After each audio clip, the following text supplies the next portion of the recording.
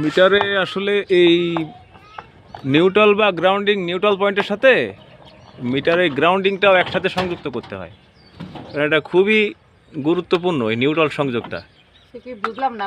ওই দেখেন grounding neutral, অর্থাৎ এই যে মিটারের এই যে গ্রাউন্ডিংটা আপনার মাটির নিচ দিয়ে যেটা আসছে এটা নিউট্রাল পয়েন্টে লাগানো হয়েছে। এটাই হচ্ছে সবচেয়ে গুরুত্বপূর্ণ।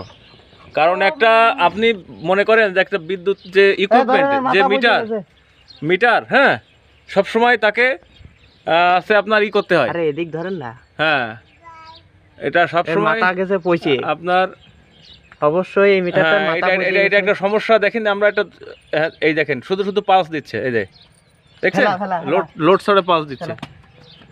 ভালো, মিটারটা পরিবর্তন করে ভালো হলো, ঠিক আছে। পুঁতি দেন আপনার অনেক উপকার হলো, কিন্তু বিষয়টা পুঁতি দেন। পুঁতি দিচ্ছি।